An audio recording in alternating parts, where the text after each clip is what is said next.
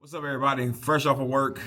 For those that are new to my channel, I am a teacher, and I've been reading the comments from my most recent vlogs of the whole car buying experience with CarMax, and I wanted to clarify a couple of things, especially for my people that have some questions pertaining to the process of buying a car from CarMax and some misconceptions and some truths about buying from CarMax. My name is Marcel. Welcome to my channel, and let's talk about it.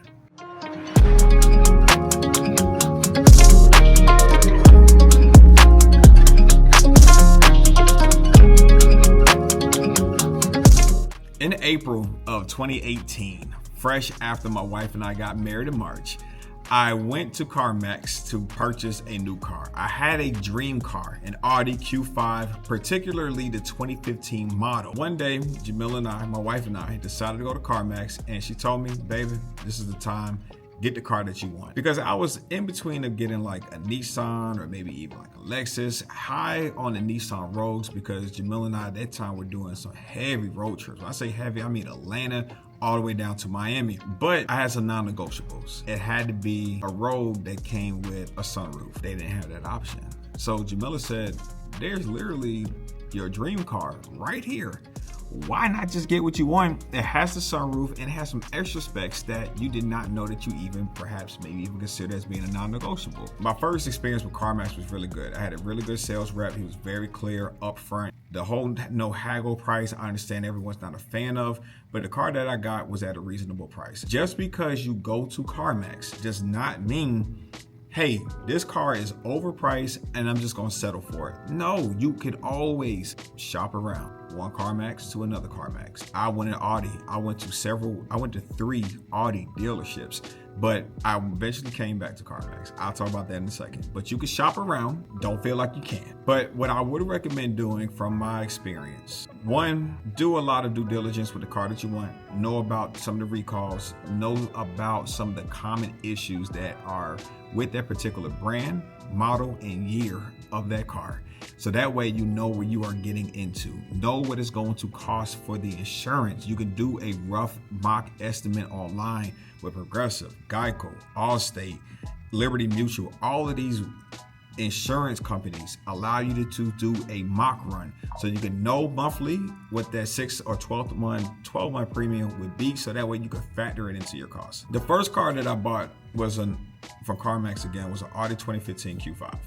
And that car lasted me. That car was 10 years old.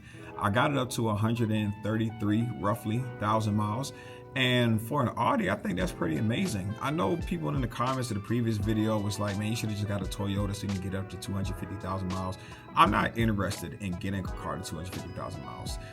I think for the amount of miles that I drive a year, it's probably between like an 8 to a 10,000. For me to get a car to 250,000 miles and I'm purchasing it around 30, that's going to take me a whole bunch of time to where I'm probably going to want something a little bit newer. I'm not a person that's like, oh, okay, the new iPhone just dropped. Let me go get the new iPhone. Ironically, I'm not an iPhone guy. I'm more of a Galaxy guy. I've had this phone now for about, I hate to say this because it's a trend here in these schools and it drives me crazy, but around 6 to 7 years. The reason why I went with the Audi is because, contrary to popular belief, Audis can be reliable. There are some brands or makes of Audi that aren't as reliable, but the Q5 is a relatively reliable model.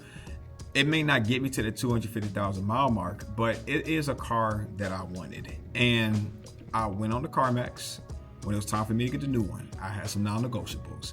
I said if I was going to get a Q5, it had to be a prestige trim. So now we're getting items in this car that I did not have in the previous one because I have the highest trim. I have the heads-up display. I have interior cut of specific leather. I have the ambient lighting. I have the panoramic sunroof. I have a whole bunch of things that were non-negotiable for me.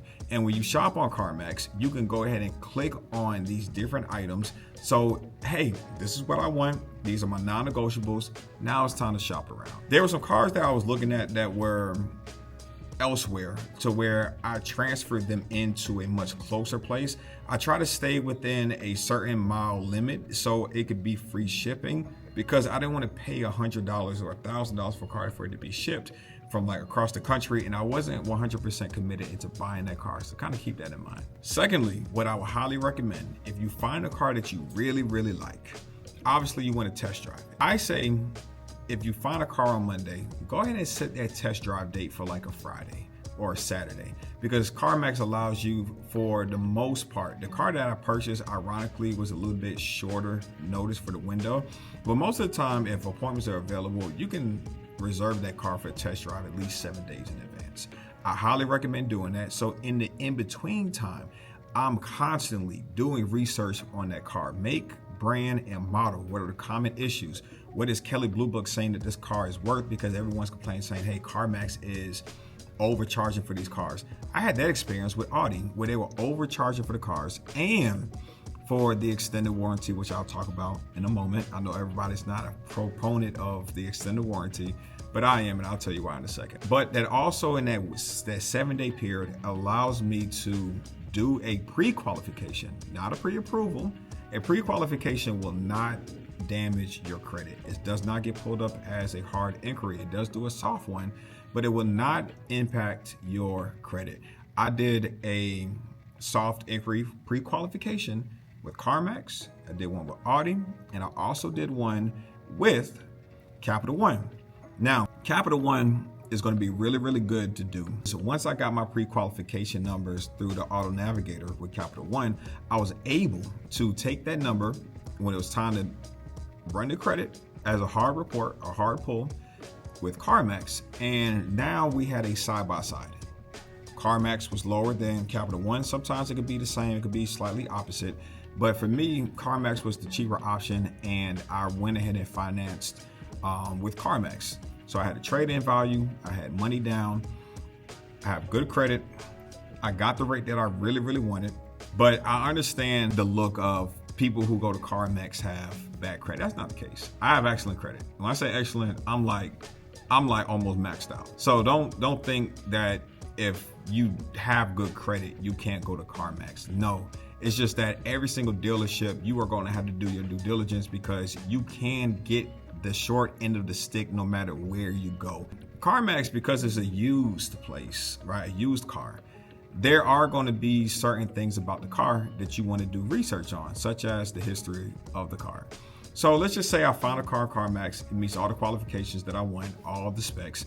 I'm going to go down to the history of this car. And for Audi specifically, they have a 10,000, 20,000, 30,000, 40,000, 50,000, 60,000 service interval mark, where I want to see, has the previous owner been keeping up with the maintenance of this car? Because if they haven't, maybe it was an owner, maybe it was a fleet, maybe the rental car company didn't take up the proper maintenance schedules. All of those things are going to deter me away from that car if it hasn't, because now we have issues that probably could have been avoided if it was properly inspected on time and maintained. So if I find all of those things to be fine, I'm going in, I'm test driving the car. And I kind of walked you all through what I did specifically with test driving the car, listening for certain sounds, checking up under the hood because I'm familiar with Audi and some of the minor components. What does this look like under the hood? I'm listening for common sounds. I'm looking out for minor cosmetic imperfections that might be able to be addressed if these people that work at CarMax or any car dealership sees that I'm really serious about. Now, my personal experience with Audi. Although my car made it to roughly 133,000 miles, there were times where I had to take it to Audi, 3 separate times. And if you're familiar with my channel and my story, I had a extended warranty that I wound up purchasing through CarMax. Now, the extended warranty extended the life of the car and my ownership of the car. What I did was I purchased a 5-year, 100,000 mile extended warranty package, and my deductible was $500. I would never forget, and I'll always be blessed and grateful to say this, that when I purchased the extended warranty, my total cost for the 3 separate times that I went, because there were some expensive repairs, was $1,500. It's not CarMax's fault that this happened. It's just common issues with the car, such as thermostat needed to be replaced, coolant pump needed to be replaced, axles needed to be replaced because they were leaking, they were broken, and not completely broken to where I'm like hanging off. It doesn't matter, it got fixed. And then you got camshaft problems, crankshaft problems. All of that totaled out with labor parts to $15,000. Who was going to pay that $15,000? Not me. But guess how much I paid? 3 separate times, $1,500. I would rather pay that ironically measured out to be about 10% of what the total cost would be, $1,500.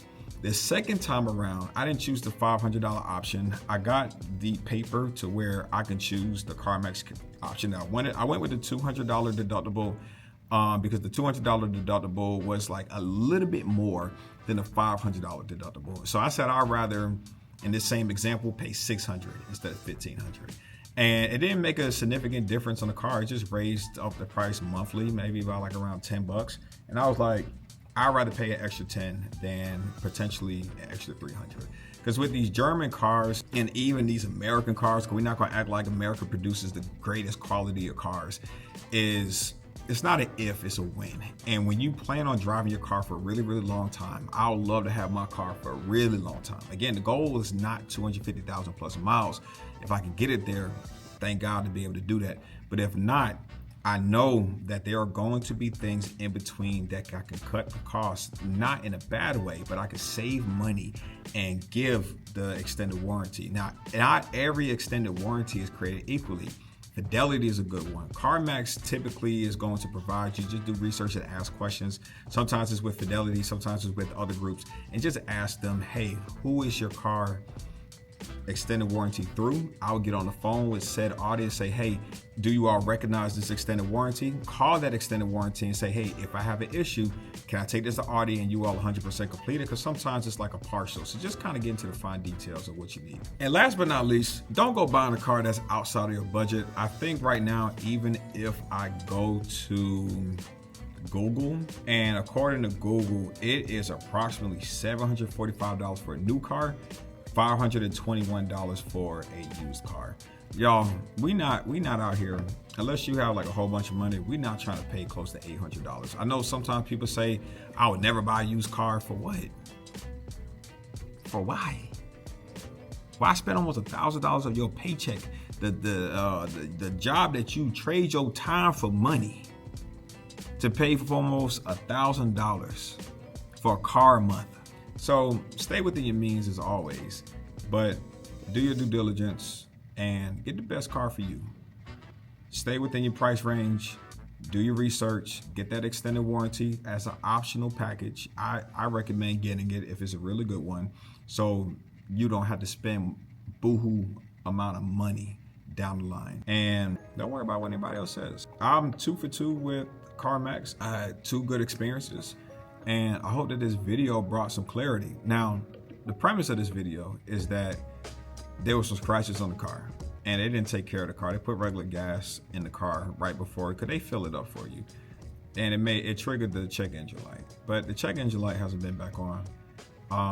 Title, of course, was a little clickbaity because I'm a YouTuber. I got to bring in the views, but it was still 100% true though. So I've had good experiences with CarMax. They've always shown me good customer service, and I'm pretty sure that you all are going to have that same opportunity as well. So you don't have to go to CarMax, but I do recommend wherever you go, just do your part, do your due diligence, and enjoy your riding. So I appreciate y'all for watching. If I didn't address something that needs to be addressed, feel free to jump into the comments. I'll be more than happy to help. Or if you all get to it before I do, just help out, contribute to the community. I appreciate y'all for watching, and we will resume the normal schedule next week on Monday. So if you're new to the channel, I post every single Monday, every single Sunday. My wife posts on Monday, Jam Fam, Jam Universe, we post on every single Wednesday. Subscribe to all 3 channels. Subscribe to all 3. I appreciate y'all, and I'll see y'all next time. Peace.